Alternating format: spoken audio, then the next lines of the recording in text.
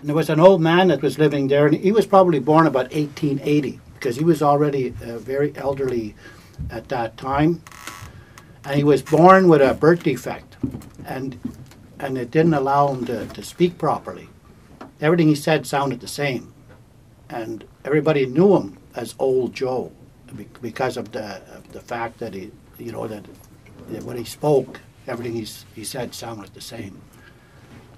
And this one day, my mother had sent me up to the store to get a loaf of bread, and I went into the shop, and in those days, in that shop anyway, there was a bin, a wooden bin, and there was loaves of bread in the bin, and the bread wasn't wrapped, and that was the kind of bread we were eating at home.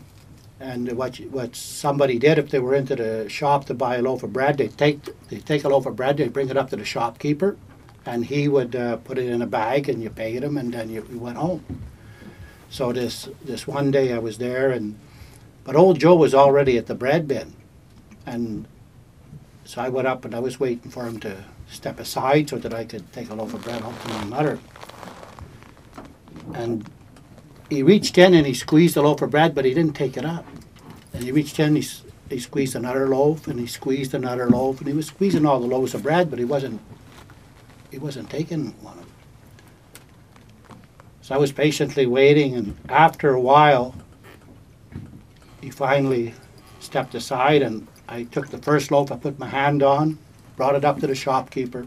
He put it in a bag, and I went home, and whenever I got home, I told my mother, I said, Old Joe was up there, and he was squeezing the loaves of bread. I said, why was he doing that?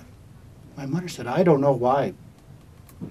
I don't know why you do that, because the bread comes into the shop at the same time every morning. There's no loaf that's more fresh or less fresh than the loaf beside it. I'd like to know why he's doing that. So that was enough for that day. But a week later, my mother sent me up to the store again, and I went into the shop, and guess what?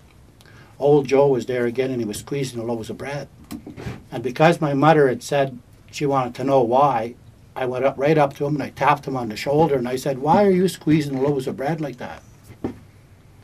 And Old Joe looked me right in the eye, and he said something to me. But because everything he said sounded the same, I don't know what it was that he told me. Anyways, I took a loaf of bread and I went home, and I told my mother about it when I got home. I said, Old Joe was there again, he was squeezing loaves of bread, and I asked him why was he doing it. My mother said, well, what did he tell you? I said, I don't know. He told me something.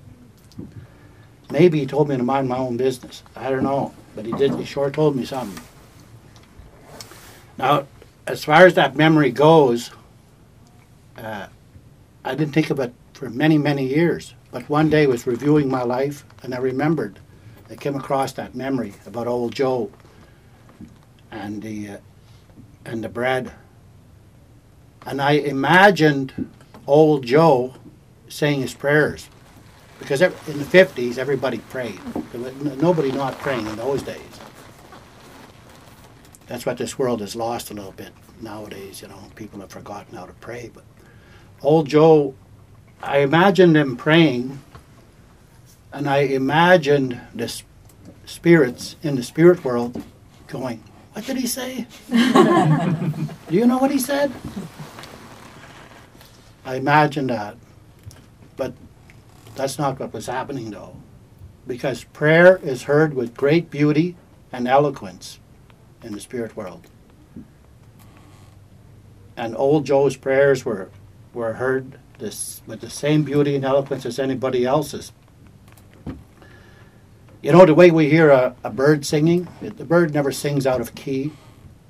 It's beautiful, and prayers are like that. They're powerful and they're beautiful.